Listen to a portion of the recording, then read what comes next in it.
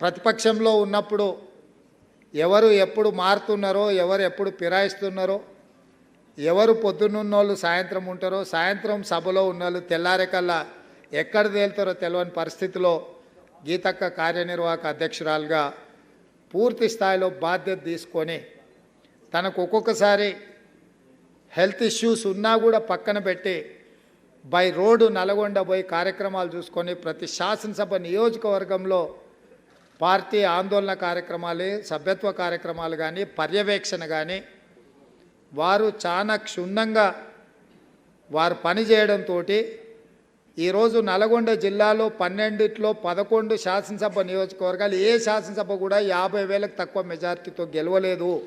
ఇవాళ తెలంగాణలో అత్యధిక మెజారిటీతోని అత్యధిక సీట్లు గెలిచిన జిల్లా నల్గొండ జిల్లా. కార్యనిర్వాహక అధ్యక్షురాలుగా గీతక్క జిల్లాకు ఇన్ఛార్జిగా పనిచేసిండ్రు. వారి యొక్క విధానాలు, నిర్ణయాలు మాకు వారి సీనియారిటీ కూడా ఎంతో ఉపయోగపడ్డది. ఎందుకంటే కొన్నిసార్లు వేదిక మీద కూర్చున్నప్పుడు పిసిసి అధ్యక్షుడిగా మా వయసో లేకపోతే పరిస్థితిలో కొంతమందికి ఆమోదించడానికి ఇష్టం లేనప్పుడు ఇట్లాంటి సీనియర్ లీడర్స్ మా పక్క నుండి కార్యనిర్వాహక అధ్యక్షులుగా ఉన్నప్పుడు ఆ నిండుదనం ఆ వేదికకు వచ్చేది.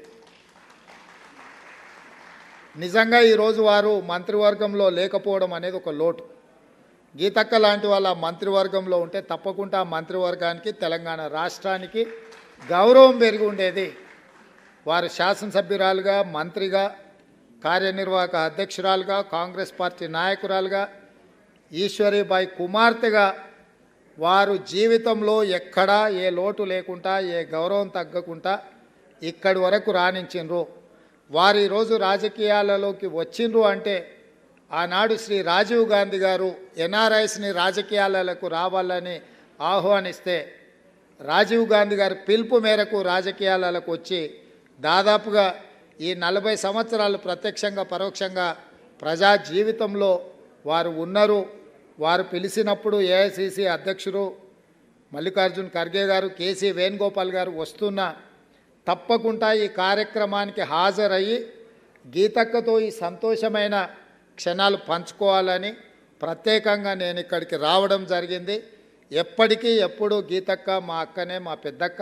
మంచికి చెడ్డకు అన్నిటికీ ఆ కుటుంబానికి రాష్ట్ర ముఖ్యమంత్రిగానే కాకుండా వారి సోదరుడుగా నేను అండగా నిలబడతాను.